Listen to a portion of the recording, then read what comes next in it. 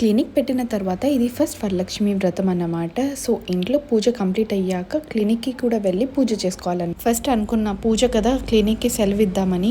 But తర్వాత అనిపించింది first Varalakshmi వ్రతం కాబట్టి క్లినిక్లో కూడా పూజ చేయాలి అని. సో డాడీ బ్రేక్ఫాస్ట్ చేస్తున్నారు, అందుకే వెయిట్ చేస్తున్నాను. డాడీ నన్ను క్లినిక్లో డ్రాప్ చేసి ఆయన కూడా క్లినిక్కి వెళ్తారంట.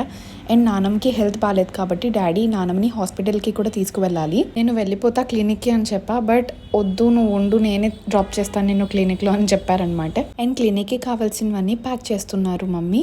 సో నేను అలా కొంచెం సేపు వీడియో అండ్ ఫొటోస్ తీసుకున్నాను. అండ్ నేను ఇప్పుడే మేనిఫెస్ట్ చేసుకున్నాను నెక్స్ట్ వరలక్ష్మి వ్రతంకి ఎక్కడున్నా సరే ఇంకా మంచిగా సెలబ్రేట్ చేసుకోవాలి అని. సో నేను క్లినిక్కి వెళ్ళేసరికి మా అసిస్టెంట్ క్లినిక్ మొత్తం క్లీన్ చేసేసారనమాట. అండ్ నేను వెళ్ళి ఇక్కడ ఫ్రేమ్స్ అండ్ విగ్రహాలు నా దగ్గర ఏమున్నాయో అన్నీ క్లీన్ చేసి బొట్లు పెడుతున్నాను అన్నిటికీ.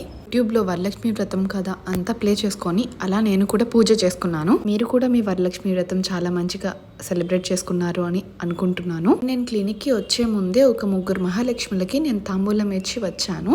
సో నేను ఇంటికి వెళ్ళేసరికి మమ్మీ మిగతా వాళ్ళకి కూడా తాంబూలం ఇచ్చేసారు. అండ్ మమ్మీ అయితే అందరి ఇంటికి వెళ్ళారనమాట తాంబూలం తీసుకోవడానికి. ఈ రోజు అయితే ఆటోస్ కూడా ఏం లేవు ఇంటికి వెళ్ళడానికి. అప్పటికి 12:30 అయ్యింది, ఆకలి వేస్తోంది అని నేనే ఇంటికి వెళ్ళిపోయాను. ఈ మధ్య ఎప్పుడు ఇటు సైడ్ నుంచి వెళ్తున్నా సరే గణేశుడితో అలా వీడియో ఆర్ ఫోటో తీసుకోవడం అలవాటు అయిపోయింది. ఈ రోజుకైతే ఇంతే, నెక్స్ట్ వీడియోలో కలుద్దాం. Bye bye.